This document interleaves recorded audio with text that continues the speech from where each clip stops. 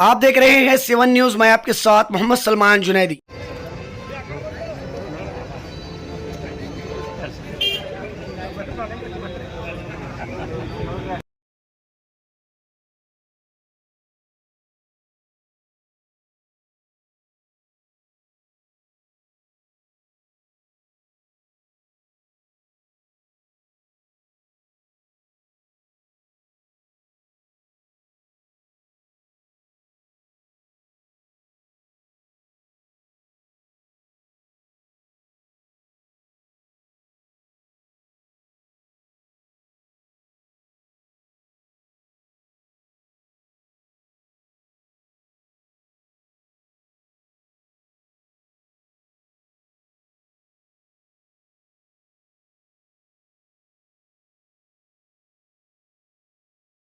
Sir, Basaveshwara Jayanti ವಿಶೇಷ ಏನಾದರೂ ಮತ್ತೆ ಯಾವುದಾದ್ರೂ ಹೊಸ ವಿಷಯ?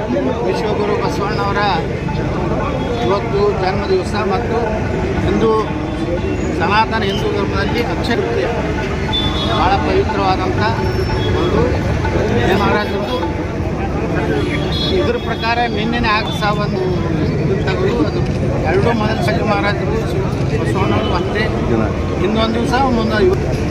ಆದರೆ ಶಿವಾಜಿ ಮಹಾರಾಜರಾಗಲಿ ಬಸವಣ್ಣವರಾಗಲಿ ಎಲ್ಲ ನಾಡಿನ ಜನರಿಗೆ ಒಳ್ಳೆಯದಾಗಲಿ. ಅಷ್ಟ ನೇಮಕಾತಿ ಮಾಡುವಂಥ ಸರ್ಕಾರ ಬರಲಿ, ಅಡ್ಜಸ್ಟ್ಮೆಂಟ್ ರಾಜಕಾರಣ ನಾಶ ಆಗಲಿ ಅಂತ ನಾನು ಅಲ್ಲ, ಈಗ ಸರ್ಕಾರ ಬರಲಿ ಅಂತಂದ್ರೆ ಸರ್ಕಾರ ಚೇಂಜ್ ಆಗುತ್ತಾ?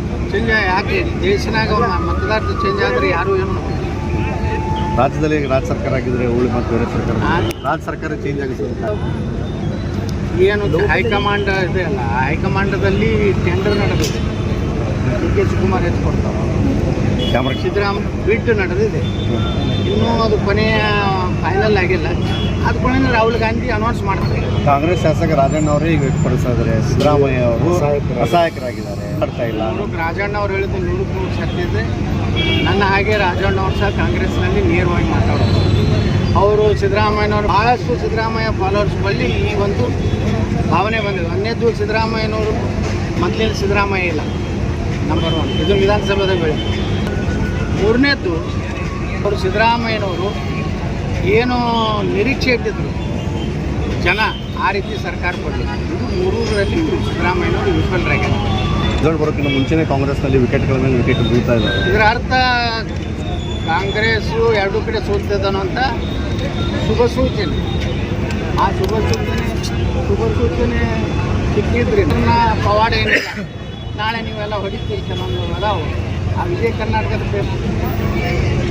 ನಾಳೆ ಏನಂತಾರೆ, ವಿಜೇಂದ್ರ ನೇತೃತ್ವದಲ್ಲಿ ಬದ್ಧತೆ ಅಪರ ಜಗಳ, ಕಾಂಗ್ರೆಸ್ ಜಗಳ, BJPಗೆ ಲಾಭ ಆಗ್ತದೆ.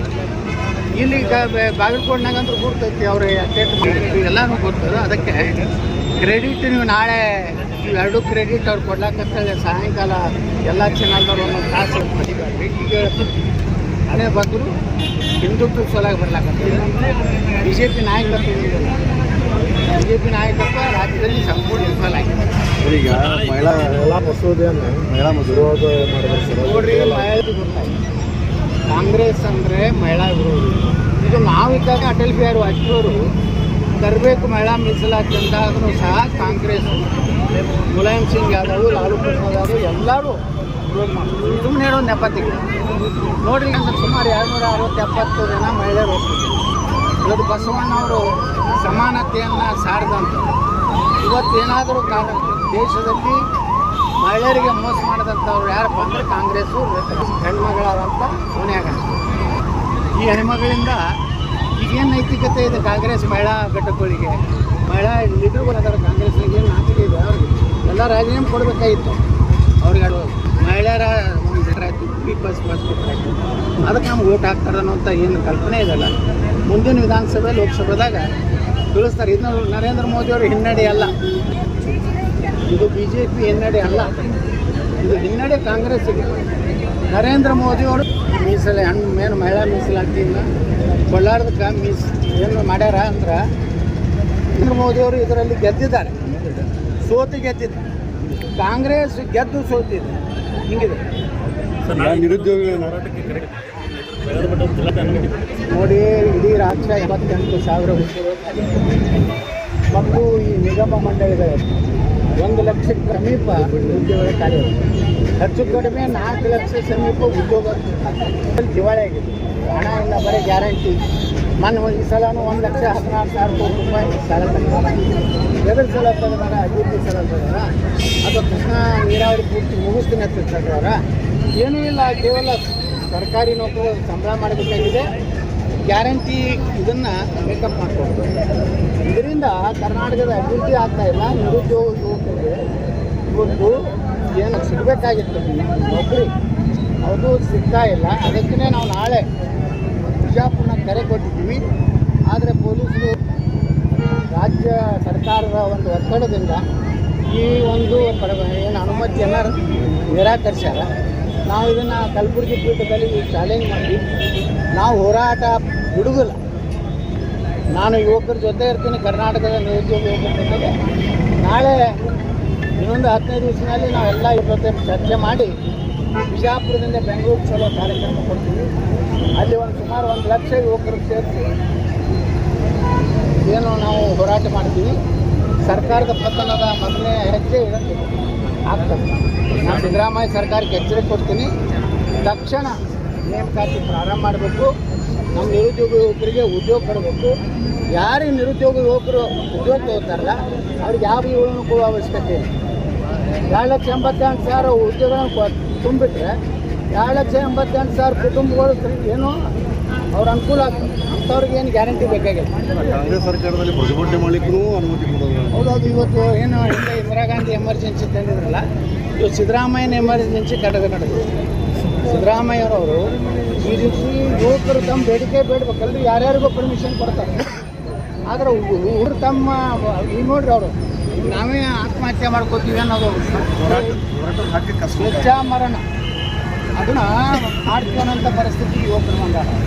ಮತ್ತು ನೀವು ಯುವಕರದ ಹೋರಾಟದ ಒಂದು ಹಕ್ಕೇನಿದೆ ಪ್ರಜಾತಂತ್ರದ, ಎಂತಿಂಥ ದೇಶದ್ರೋಹಿಗಳ ಹೋರಾಟಕ್ಕೆ ಸಪೋರ್ಟ್ ಮಾಡ್ತಾರೆ. ಪಾಕಿಸ್ತಾನ ಜಿಂದಾಬಾದ್ ಅನ್ನೋಂಥ ಹೋರಾಟಗಳಿಗೆ ನಮ್ಮ ಪೊಲೀಸ್ ಇಲಾಖೆ ಅನುಮತಿ ಕೊಡ್ತಾರೆ. ನಿರುದ್ಯೋಗ ಯುವಕರು ತಮ್ಮ ಭವಿಷ್ಯದ ಬಗ್ಗೆ ನೋಡಿ ಲಕ್ಷಾಂತರ ರೂಪಾಯಿ ಕೊಟ್ಟು ಶಿಕ್ಷಣ ಕಲಿತಾರೆ.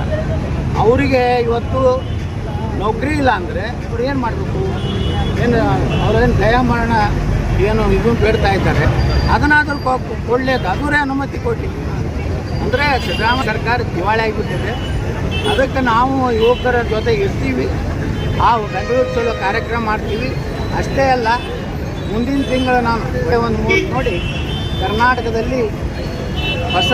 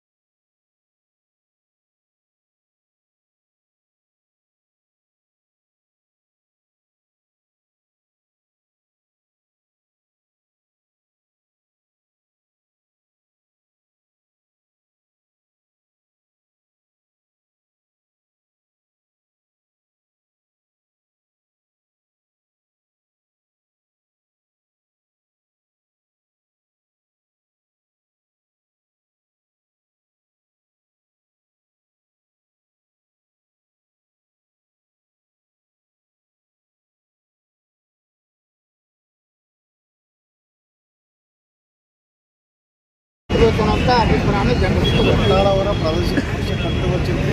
ಪ್ರಾರಂಭ ಆಯಿತು. ಮುಂದಿನ ತಿಂಗಳ ಮೇದಲ್ಲಿ ಒಂದು ಒಳ್ಳೆಯ ದಿನ ನೋಡಿ ಇಡೀ ಎಲ್ಲ ಜಿಲ್ಲಾ ಕೇಂದ್ರ ಮೊದಲು ಹೋಗ್ತೀನಿ. ನೆಕ್ಸ್ಟ್ ಎಲ್ಲ ತಾಲೂಕು ಕೇಂದ್ರಕ್ಕೆ ಹೋಗ್ತೀನಿ.